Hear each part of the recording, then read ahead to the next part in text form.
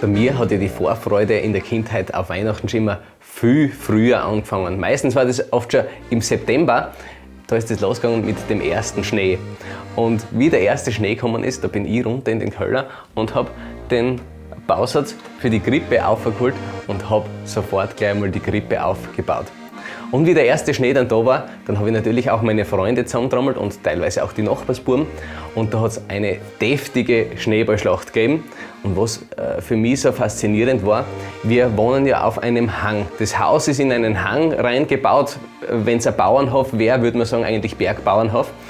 Und wir haben, also nehmen wir an, da ist unser Haus, da ist der Hang und da unten sind auch Nachbarn. Und witzigerweise, die waren beim Schneeballschießen so stark, da haben wir oft herum keine Chance gehabt und die haben quasi gegen den Berg noch dazu geschossen. Und ganz lustig war das auch immer, wenn wir Schlitten gefahren sind. Bobfahren, Schlitten, das ist meistens nicht so gut gegangen, sondern Bobfahren direkt neben bei unserem Haus. Also stell dir vor, da ist die Gstecken, ja? Und neben unserem Haus hat der Nachbar so eine Hecke gehabt. Und da war ein schmaler Platz, wo man hat können durchfahren mit dem Bob. Also das war, nehmen wir an, der Platz ist so schmal, dann ist der Bob so schmal gewesen. Und da hat sich daraus eine Schanze ergeben, eine Schanze. Und da sind wir immer losgefahren, also auch vom höchsten Punkt weg, runter, schon mal richtig beschleunigt und dann ist die Schanze gekommen, abgekommen und dann hat es uns mit dem Bob, da sind wir Meter weit geflogen. Und das Bittere war dann nur immer, am Ende vom Grundstück da ist ein Zaun und der Zaun, der besteht aus Fichten oder damals war er noch aus Fichten und oft, wenn wir das mit dem Bob nicht bremsen haben können, dann haben uns die Fichten gebremst. Und da sind wir reingefahren unter die Fichten und zum Stamm hingeknallt, gell? Also der Stamm hat uns dann abgebremst und das Schiere war dann sind die ganzen Fichtennadeln runtergeflogen und da hinten in den Skianzug rein und beim Kragen und dann war irgendwie am Abend, wenn wir dann zum Ausziehen waren, der ganze Körper voll Fichtennadeln vom Bobfahren. Und bei mir ist ja diese Vorfreude von Weihnachten auch immer so gekoppelt gewesen an diese Vorfreude auf Silvester. Das war für mich immer eines. Und bei uns im Ort, in Birkfeld, wo ich herkomme, wo mein Heimathaus ist, also wir sind jetzt gerade im Heimathaus, da gibt es einen Baumarkt.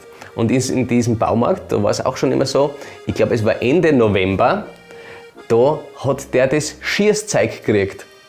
Schweizer Krocher, Raketen, so ein Kleinzeug, Knallerbsen und sobald das auf Lager war, bin ich zum Liebmarkt gegangen und habe wirklich jeden Tag geschaut. Ich habe mich schon so auf Weihnachten und auf diese Dezember- und Silvesterzeit gefreut, dass ich da sofort jeden Tag schauen war und ich habe mir schon ausgemalt im Kopf, wie ich den Raketen dann schießen werde. Und als Kind habe ich nur gekriegt Knallerbsen oder so ein kleines Klumper. Das hat man dürfen kaufen.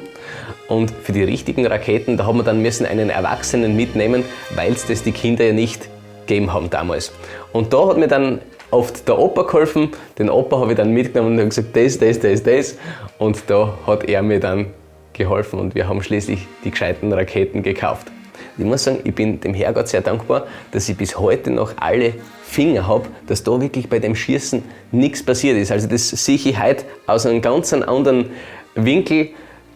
Bin ich wirklich sehr froh, dass da nichts passiert ist, weil wirklich, man könnte fast sagen, ein richtiges Munitionslager gehabt, vor allem wie der Jahrtausendwechsel war, von 1999 auf 2000, da habe ich mir gedacht, da gehört richtig geschossen. Also das war wirklich für mich immer eins, Weihnachten und Silvester, ich weiß gar nicht, was schöner war, das Schießen zu Silvester oder das Weihnachten.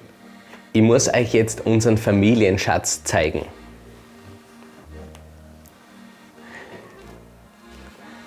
Das ist bei uns immer sehr gehütet worden. Das sind so Liederbücher, das zum Beispiel ist aus dem Jahr 1990. Der hat die Oma immer sehr gehütet und auch die Mom, da stehen sogar ihre Initialen am, Hohe für Holzer Edith. Da hat sie natürlich alles beschriftet, die Oma auch noch, Marianne Holzer, alles beklebt, damit keine von diesen Büchlein abhanden kommen. Die Oma hat ja ein Gästehaus gehabt und da war es bei uns immer so üblich, dass wir mit den Gästen zusammen Weihnachten feiern. Oft haben wir sogar mehrmals Weihnachten gefeiert. Einmal wir im kleinen Kreis der Familie und einmal mit den Gästen. Und da haben wir natürlich immer diese Liederbücher mitgehabt und dann haben wir gemeinsam gesungen. Und es war immer so, wir haben eigentlich immer die gleichen Lieder gesungen. Immer das Gleiche und gewisse Lieder haben wir nicht kennt, die haben wir einfach nicht gesungen. Und später ist es dann aber immer erweitert worden. Wenn jemand da zur Familie dazukommt oder zur Feierlichkeit, das Gästehaus ist später zu einem Haus mit Wohnungen umgebaut worden und dann haben wir auch die Mieter zu uns her auf diesen Tisch eingeladen und wir haben gemeinsam Weihnachten gefeiert und die haben dann wieder ein neues Lied gut mitgebracht. Oder auch meine Freundin, die Elisabeth, zum Beispiel, das wäre bei uns nie gesungen worden, Maria durch ein Dornwald ging. Das hat sie mitgebracht. Bei uns ist ja immer musiziert worden zu Weihnachten. Da hat der Papa gespielt, die Oma hat gesungen und wir haben da ein bisschen durch die Instrumente durchgewechselt, aber das Schönste war immer mit 2 Harmonikas zu spielen, mit dem Vater. Von dem habe ich ja auch die Freude zur Harmonika. Und wenn wir dann eingeladen waren, bei anderen Verwandten Weihnachten zu feiern, das war ja meistens dann am Tag danach, am Christtag bzw. am Stefanitag, dann sind wir zu den Verwandten nach Strahleck gefahren und ich habe die Harmonika mitgebracht, weil die haben oft keine Musik gehabt. Die haben maximal gesungen und das auch nicht immer, haben sie erzählt am Heiligen Abend und das war wirklich immer sehr schön, dass ich Weihnachtslieder auf der Harmonika habe spielen können. Und dann haben wir quasi noch einmal die Kerzen angezündet und die Weihnachtslieder gespielt. Und ich weiß jetzt auch, oder es ist auch so, bei meiner zukünftigen Schwiegerfamilie, da ist es auch so, da nehme ich die Harmonika immer mit. Die Elisabeth spielt Gitarre und auch Harmonika und ihre Schwester spielt auch Gitarre und die haben auch ein Keyboard dort. Und da machen wir immer eine sehr schöne Weihnachtsmusik, sehr musikalisch und das geht direkt ins Herz. Also das gehört für mich so zum Weihnachtsfeiern dazu.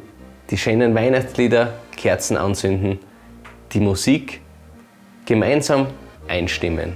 Und auch ganz speziell war das gemeinsame Adventkranzbinden mit der Mutter. Da sind wir in den Wald gegangen und haben die passenden Zweigerl natürlich schon vor dem Dezember natürlich gesucht. Dann haben wir den Adventkranz gebunden und natürlich jeden Sonntag dann haben wir uns zusammengesetzt, die ganze Familie, haben die Kerzen entzündet und haben dazu gespielt und gesungen. Wir sagen euch an den lieben Advent. Was ich erst so durch das Studium kennenlernen habe dürfen, das war das Ganze mit Christkindlmarkt. Ich bin ja da vom Land und da hat es das früher nicht so gegeben, dass alles so riesengroß beleuchtet war. Dass es einen Christkindlmarkt gegeben hat, wo man Sachen kaufen hat können, Filzdinge, Sachen zum Hinstellen, Glühweinstandl und das habe ich erst durch das Studium kennengelernt. Da war es hin und wieder schon so, dass wir nach einer Lehrveranstaltung zu einem Glühwein gegangen sind und es kann auch sein, vielleicht war es einmal Vormittag. Und was wir auch gemacht haben, unsere erste gemeinsame Weihnachtsfeier mit dem Team, da waren wir auch beim Christkindlmarkt und da haben wir es uns bei einem Glas Glühwein richtig gut gehen lassen. Einige wissen es vielleicht, ich habe in meinem Leben sehr viel Chor gesungen und ich habe auch da in meiner Heimatgemeinde in Birkfeld beim Kirchenchor sehr lange Zeit mitgesungen und da haben wir immer die Christmette gestaltet. Und sehr viele Lieder, die ich da gesungen habe, die habe ich dann auch mit der Harmonika nachgespielt und bei mir hat es sein können, dass ich schon im Hochsommer Weihnachtslieder spiele und übe, weil für mich passt es das ganze Jahr über. Und in dem Raum, wo wir jetzt sind, da war auch immer der Christbaum. Und der war immer gut bewacht, der war immer abgesperrt, denn das Christkind, das braucht seine Ruhe beim Aufschmücken vom Christbaum, das braucht seine Ruhe beim Herrichten der Geschenke, da darf man das Christkind auf keinen Fall stören. Und da war natürlich, der Raum war abgesperrt und wir haben gemeinsam am 24. Dezember läuft ja Licht ins Dunkel und da haben wir gemeinsam Fernsehen geschaut. Und irgendwann dann ist dieses Glockerl erklungen und dann bin ich aufgesprungen und sofort schauen gegangen, was jetzt los ist mit dem Christbaum. Und es war wirklich ein strahlender Christbaum immer. es waren Kerzen, waren erleuchtet, es waren Spritzkerzen oben. Das war wirklich ein unglaubliches Erlebnis und die Geschenke sind natürlich auch unterm Baum gelegen. Und dann haben wir natürlich die Geschenke aufgemacht. Und bei uns war das Singen immer wichtig, das hat dazugehört, mit der Harmonika gespielt, Stille Nacht dazu gesungen.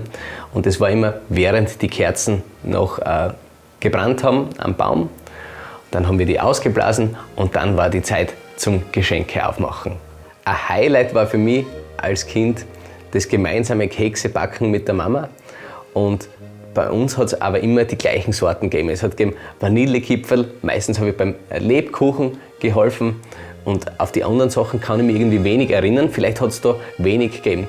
Und wenn wir dann aber zu den Verwandten gefahren sind, die haben dann ganz viele verschiedene Mehlspeisen gehabt. Und was ich da am liebsten mögen habe, das waren die Rumkugeln.